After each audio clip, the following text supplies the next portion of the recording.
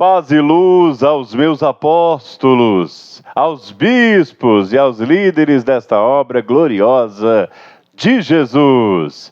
Bezalel, que a graça revelada do Santo Espírito de Deus revele a todos nós os mistérios do reino dos céus e que possamos, através do livro Para Quem Não Desistiu de Viver, revelado ao nosso apóstolo Adelino de Carvalho, pelo Espírito de Deus, entender as minúcias, os princípios, os detalhes deste ensinamento tão profundo e tão forte.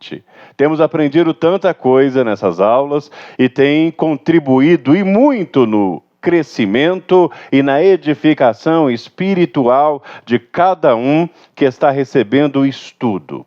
E é importante frisar bastante isso, porque o conhecimento não é algo que a pessoa recebe só porque ela quer receber. Eu quero e eu vou ter o conhecimento. Não é. Ele precisa ser buscado.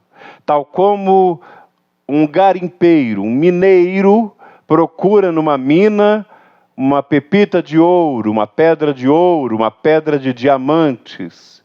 Ele tem que cavar, se esforçar para, na profundidade, receber o prêmio, a recompensa daquilo que ele está buscando.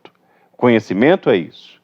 Se você busca o conhecimento, você atrai para si o ímpeto do Espírito Santo em contribuir, em estar com você, te iluminando e abrindo espaço para que dentro desse conhecimento seja incluída uma revelação sobrenatural. É como uma pessoa que entende acerca do dízimo. Ela estuda sobre o dízimo e procura entender sobre os princípios do dízimo sagrado. Os benefícios, por que o dízimo sagrado é tão importante. Então, quando uma pessoa começa a vasculhar dentro da profundidade da fé e da revelação do reino, ela percebe que o dízimo é mais do que algo para sustentar, prover a casa de Deus. Mas ele é um termômetro espiritual para analisar se uma pessoa honra a Deus ou não.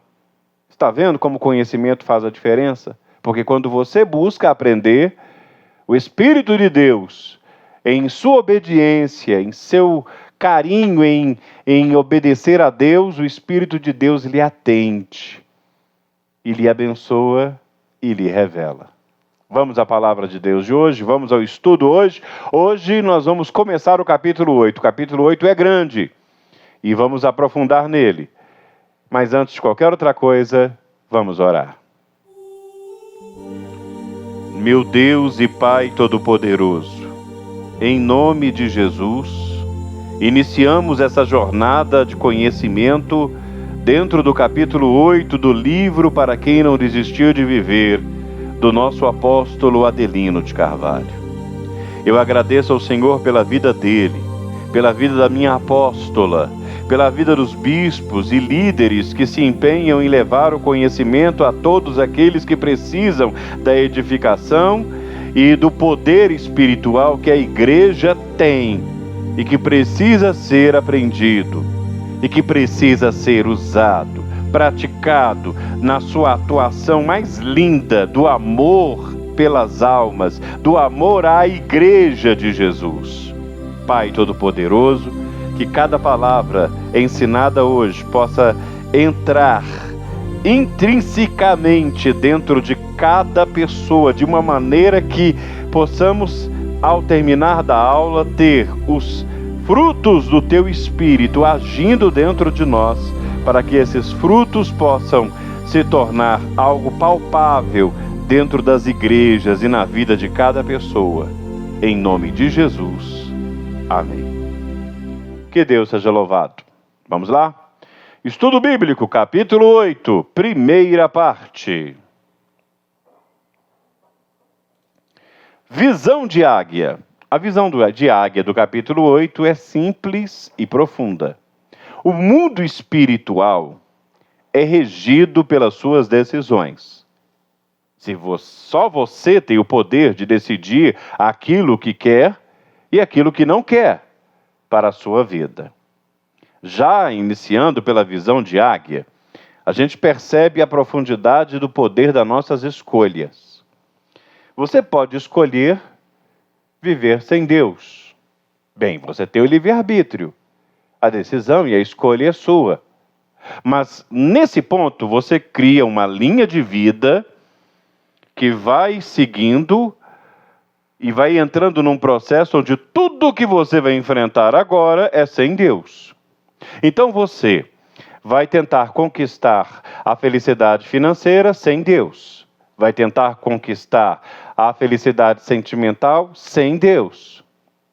E, consequentemente, você vai ver que as coisas são muito diferentes daquele que tomou a decisão de falar assim: minha vida está nas mãos de Deus e o que Deus designar para mim, isso eu farei. Eis-me aqui, Senhor. Então é uma outra linha. É uma outra linha de vida, é uma outra história. A gente tem esse poder, o poder da escolha, está em você. Agora, uma vez escolhido o caminho, não tem como voltar, não há como simplesmente apagar. É claro que existe algo que uma pessoa pode fazer, uma mudança de rota, quando é possível. Porque tem pessoas que chegaram a um ponto que a mudança de rota na vida delas é irreversível. É aquela pessoa que ela afrontou a Deus, resolvendo fazer aquilo que ela quer, e acabou morrendo. Não tem como ela voltar mais. É aquela pessoa que ela desonrou a confiança de Deus. Deus confiava nela, e ela mostrou que não é uma pessoa de confiança. E ela não é uma pessoa de confiança para o apóstolo, para os bispos, para os profetas, para as pessoas que fazem a obra de Deus. Ela não é uma pessoa de confiança às pessoas que estão ao seu lado. Nem mesmo a própria família confia nela. E isso pode acarretar um ponto tão extremo que, se a pessoa quiser retornar, fazer uma mudança de rota, é extremamente difícil. Não digo impossível, mas a depressão e o medo podem tomar conta da vida de tal pessoa que ela própria se rejeita, ela própria se afasta. Como Judas, que traiu Jesus. Não teve retorno para ele. A escolha de traí-lo, de trair Jesus, trouxe para a vida dele todo tipo de derrota. Diferente de Pedro, que em meio ao medo, de todo aquele burburinho de pessoas ameaçando os discípulos de Jesus, pois Jesus havia sido crucificado. E Pedro, com medo de tudo aquilo, negou Jesus. Mas houve um arrependimento, uma mudança de rota, ele pôde mudar. Por quê? Porque, olha, interessante isso, quando ele negou Jesus, ele não seguiu abismo abaixo, ladeira abaixo. Ele voltou aos discípulos. Ele voltou à igreja, porque ninguém é igreja sozinho. Ninguém é igreja sozinho.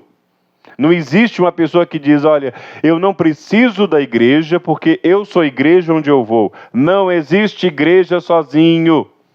A igreja é comunhão. Cada um de nós é uma partícula de um corpo maior. Portanto, se não há comunhão, se não há unidade, não há força. E Pedro, ele foi até os discípulos. E quando Jesus ressuscitou, Pedro estava com quem? Com os discípulos, com a igreja.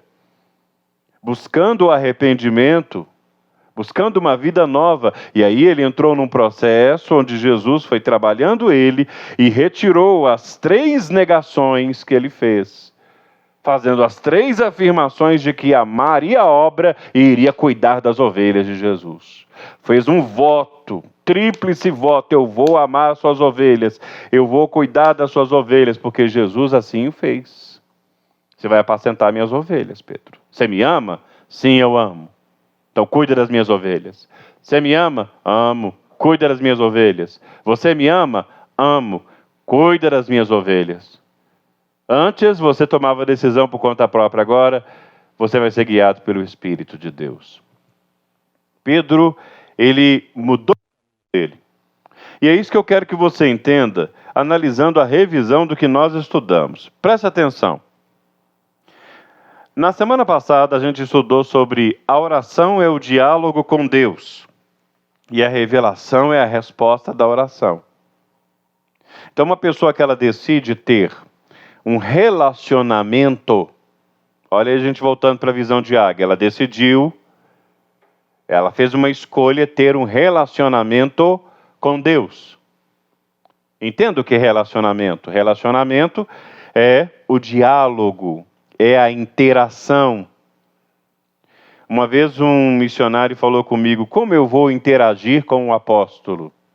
Através do diálogo da sua obra, através do diálogo do testemunho da sua vida. E Deus foi o honrando. E ele agora é um pastor, está fazendo a obra de Deus. Deus está cada vez mais abençoando o seu ministério. Por quê? Porque ele resolveu ter esse relacionamento, e relacionamento conversa na proximidade. Como uma pessoa pode estar próxima a Deus se ela não ora? Então ela tem que orar, ela tem que falar e ouvir. E esse ouvir inclui o fato da pessoa conhecer a palavra, meditar na palavra, refletir na palavra, observar e se alimentar constantemente desta palavra. Eu me alimento da oração da madrugada, eu me alimento da oração da meia-noite, eu me alimento da oração do estudante, eu me alimento da prece e da transmissão que o apóstolo traz, eu me alimento da revelação que é dada por Deus. Isso vai me fortalecendo dia após dia. Segundo ponto, os anjos estão a serviço daqueles que vão herdar a salvação. Então, já parte aí a resposta para aquela pessoa que está pensando, estou sozinho. Está sozinho não. Existe um poder à sua disposição. Anjos que vão te servir, desde que você seja fiel. Terceiro, o segredo de vencer é estar bem com o altar de Deus. Porque tudo começa do altar. A bênção parte do altar. O altar não é só a parte mais alta da igreja. O altar é o local de sacrifício. O altar é local de exortação. O altar é local de manifestação de sinais, de poder. O altar é local de determinação de missão, onde você é comissionado a fazer o que você precisa fazer. Do altar, tem o altar apostólico, tem o altar apostólico que está sobre todos, veio o altar do bispo, veio o altar do profeta, veio o altar do presbítero. O presbítero também tem o altar. Aquilo que é mais sagrado na vida dele, que é a missão de ser um presbítero da casa de Deus. Assim como o evangelista também tem um altar. E o altar do evangelista é a obra que ele produz, a obra que ele faz, que vai atraindo para ele a sabedoria. Quem ganha almas, sábio é. Não há inimigo que possa te derrotar, se você estudar como vai agir para derrotá-lo. Se você não estudar e refletir onde errou ou o que vai fazer, não vai vencer. Então a base do que nós estudamos na semana passada é reflexão. Refletir sobre as armas à sua disposição, porque tem armas à sua disposição. Nós temos profetisas especializadas, como a bispa Berenice Costa, em batalha espiritual. Temos bispos que trazem a edificação, que ensinam sobre a edificação. Temos, acima de tudo, o apóstolo que dá a direção do que fazemos, uma apóstola que dá a direção daquilo que precisa ser feito. Ou seja, cada arma, cada força espiritual à nossa disposição. Mas você precisa parar e analisar isso, refletir isso, ao invés de ser ludibriado e enganado pelo diabo, que quer mostrar apenas a derrota, quer mostrar apenas o tamanho do problema. Mas se você refletir, como Davi refletiu, seu Deus é muito maior do que qualquer gigante, e você pode derrotá-lo, em nome de Jesus. Seguindo em frente. Página 69 do livro, começando o capítulo 8. Entre o passado e o futuro. Entender que somente a Deus pertence toda a honra, toda a glória e todo o domínio é o princípio para você conquistar uma vida vitoriosa. O que significa glória? Glória é honra, esplendor, fama, gratidão, mérito e tudo que podemos atribuir a quem é digno de receber tamanho reconhecimento. O apóstolo Paulo, inspirado pelo Espírito Santo, fez uma das declarações mais fortes da Bíblia, chamando Jesus de único, imortal, que é digno de receber toda a honra, toda a glória, todo o louvor. Assim diz a palavra de Deus. Ora, ao Rei dos séculos, imortal, invisível, ao único Deus seja honra e glória, para todos sempre. Amém. 1 Timóteo 1:17. Glória também significa domínio. Domínio quer dizer poder, autoridade, reino.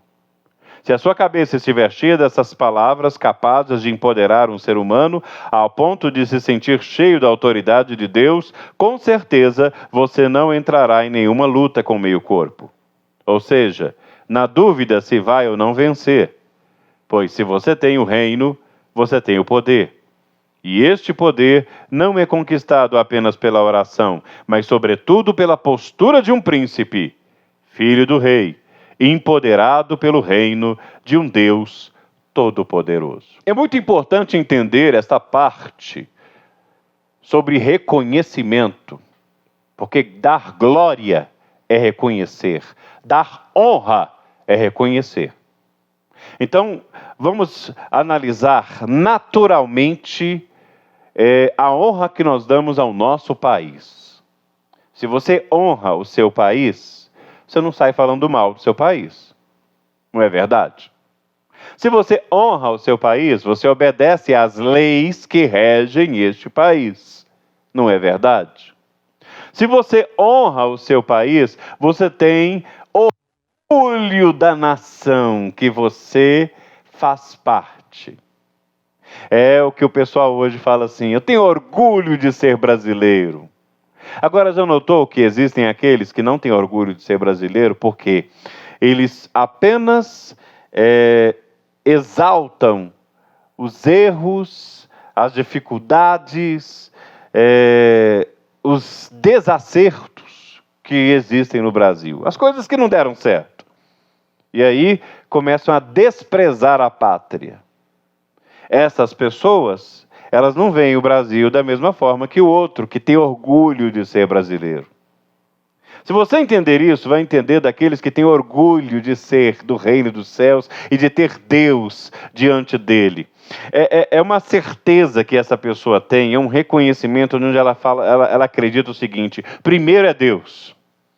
Antes da minha família é Deus, antes do meu trabalho é Deus, antes de qualquer outra coisa é Deus. E quando digo Deus, isso engloba a obra de Deus, o reino.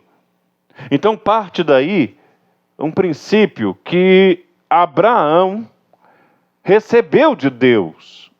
Eu vou falar sobre isso daqui a pouco, sobre a bênção do dízimo que Abraão recebeu antes do período da lei.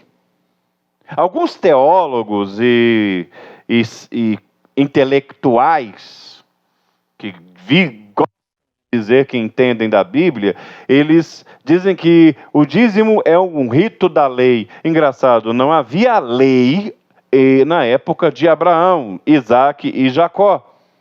Este era um princípio espiritual que Abraão recebeu, porque ele acabou de vencer uma guerra, porque Deus o havia escolhido, abençoado, e ele partiu para fazer o que Deus queria. Ele saiu da terra dele e saiu obedecendo a Deus.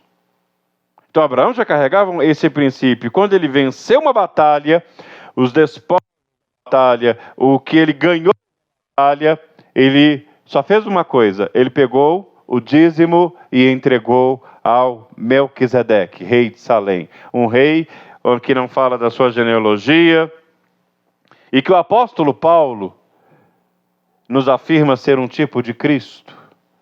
Ou seja, ele entregou o dízimo a Cristo. e ele ainda era Abrão. E foi nesse momento que o processo iniciado na obediência a Deus deu aquele impulso e fez com que Abrão fosse se tornando Abraão, o grande patriarca da fé, reconhecido por todas as religiões como um ícone, alguém que fez uma diferença no mundo.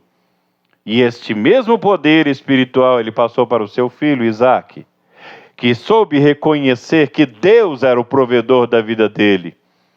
E enquanto ele chegou numa terra onde ninguém conseguia produzir, ele produziu 100 por 1.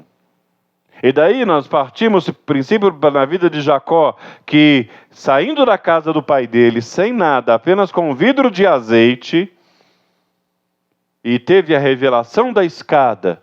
O azeite, que era tudo que ele tinha, ele deitou sobre a rocha, e ali fazendo o voto do dízimo sagrado. E por que fizeram isso? Porque dentro deles havia um princípio de dar glória a quem merece toda a glória. O apóstolo Paulo viu isso. E reconheceu a imortalidade, o poder do único Deus. Por isso Deus abomina a avareza, que é o amor ao dinheiro. Por isso que Deus abomina a timidez, porque na timidez uma pessoa não honra a Deus, porque ela tem medo, e o medo, a covardia impede ela de honrar a Deus. E daí por diante. Siga em frente. No Brasil não tem rei. Nosso sistema é democrático presidencialista. Nos países governados por um rei, não há baderna e nem anarquia, resultante de uma postura controvérsia às ordens do rei. Uma ordem do rei é inquestionável. Da mesma forma, entendemos que no mundo espiritual existe uma exclusividade de domínio. Por isso que o reino é de Deus. E eis aí a diferença do reino de Deus para o reino dos céus, porque tudo está debaixo do reino de Deus. Portanto, tudo está dentro do reino de Deus. Ou seja, o reino dos céus engloba tudo que está no reino de Deus, criado por Ele. E existe uma autoridade espiritual por cima de tudo isso. E essa autoridade reconhecida por você lhe dá plenos poderes. É como a carteira de habilitação. Você reconhece que o governo tem autoridade para te dar condições de dirigir? Se você reconhece, você vai até o Detran, você dá início ao processo para tirar sua carteira de habilitação. E uma vez com a carteira na mão, você está habilitado para dirigir. Porque você reconheceu a autoridade daquele órgão do governo. Uma vez eu ouvi uma frase em um filme, e essa frase ela é bem clara. Ela diz assim: uma pessoa é inteligente, o povo é burro.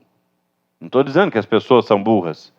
Mas se uma pessoa ela tem domínio sobre as suas ações e sobre o que ela vai fazer, ela consegue definir claramente onde é o perigo, onde é o acerto, onde é a bênção, onde é a maldição.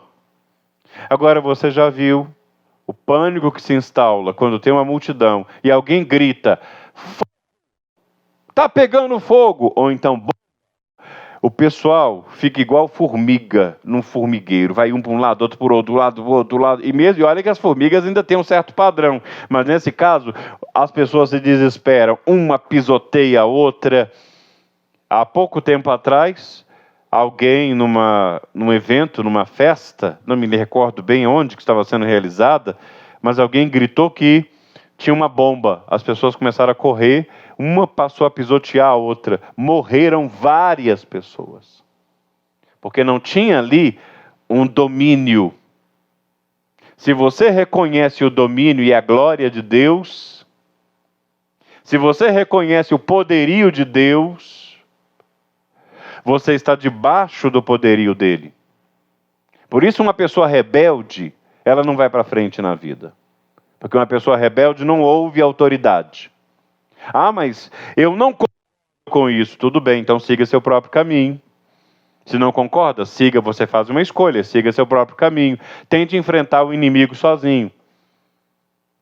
Se eu for para um outro país, eu sou brasileiro, tenho passaporte brasileiro, e reconheço que em cada país que eu vou tem uma embaixada do Brasil, que se acontecer algum problema comigo naquele país, eu tenho direito de recorrer à embaixada brasileira, que pode me socorrer. Lembra quando aconteceu a guerra, agora recente, em Israel, quando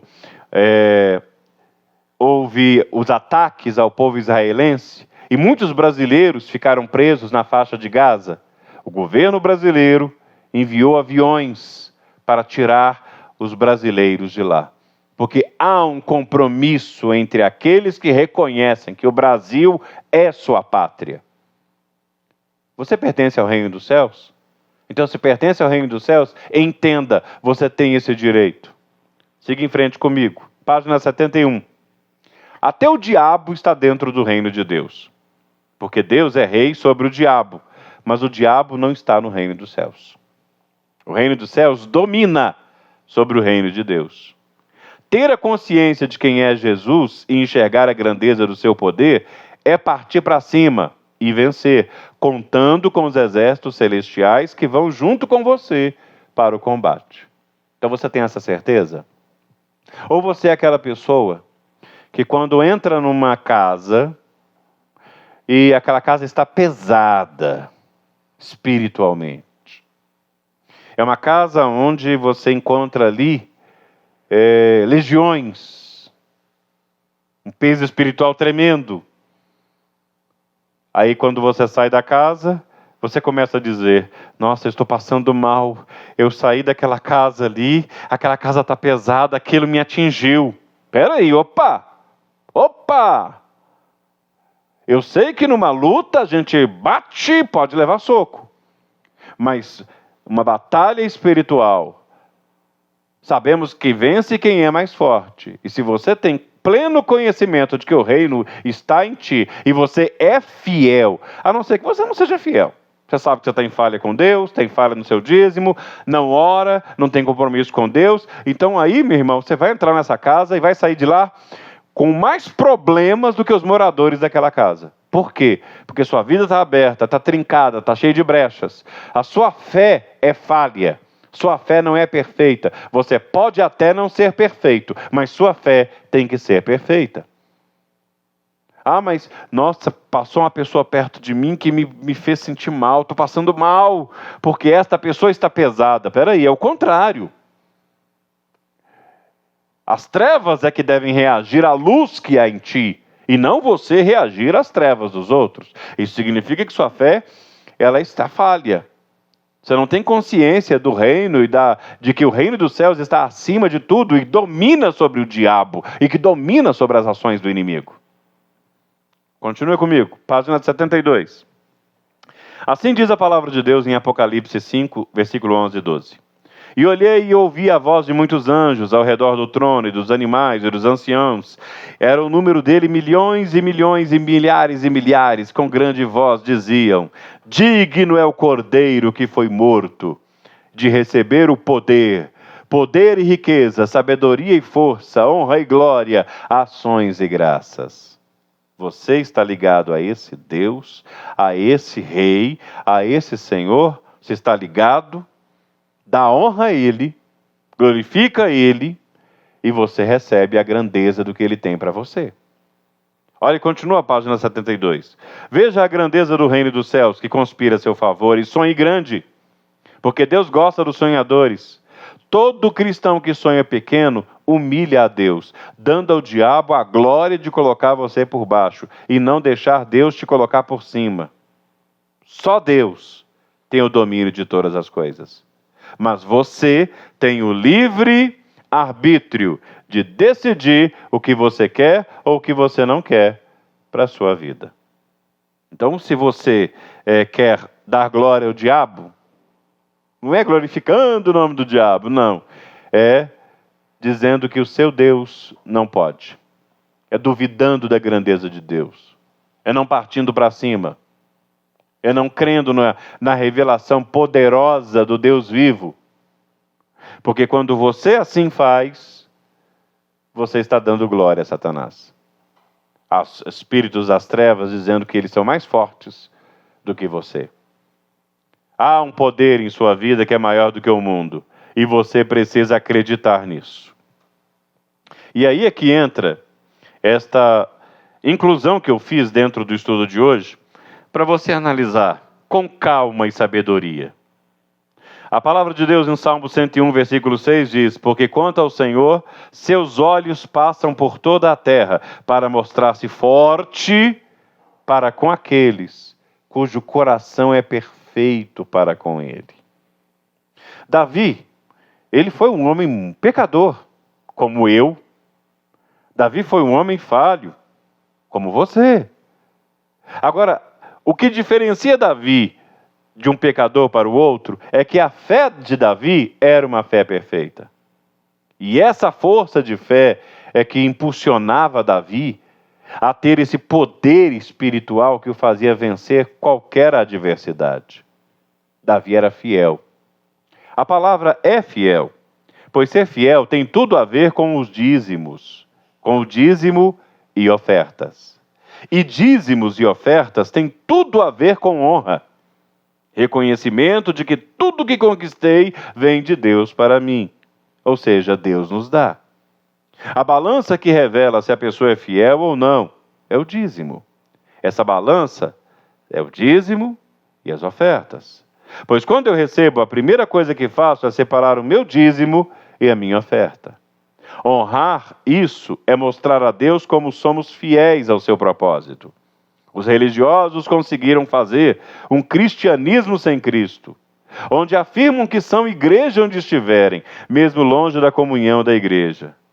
Nós somos igreja apenas quando estivermos ligados ao corpo de Cristo, onde nós e Cristo nos tornamos um com Ele, onde nos tornamos a noiva de Cristo em um relacionamento direto com Ele. Diferente de união, somos uma unidade no mesmo propósito, uma mesma fé, juntos somos mais fortes. Você que não venceu na vida até hoje, só não venceu se você for fraco, longe da unidade. Pois só os fortes vencem. Quem entrega o dízimo no santuário, prospera, pois Deus deu à igreja, Reino dos Céus, um ministério de prosperidade. Dízimo e ofertas são formas de mostrar o que é ser fiel a Deus. A oferta, ela não é estipulada. O sacrifício, sim. A oferta determina o que uma pessoa vai colher. Quando mais dá, mais recebe. E o que prova se uma pessoa é fiel ou não é se ela é dizimista e ofertante. Pois uma pessoa não pode servir a dois senhores. Não se pode servir a Deus ou a Mamon, Deus do dinheiro. Não existe meio fiel. Ou é fiel ou não é. A pessoa deve se consertar antes que seja tarde, porque o dízimo não salva, mas todo dizimista é salvo. O dízimo é sagrado e pertence a Deus. Então, você está entendendo a seriedade de tudo isso? Vamos voltar para o livro?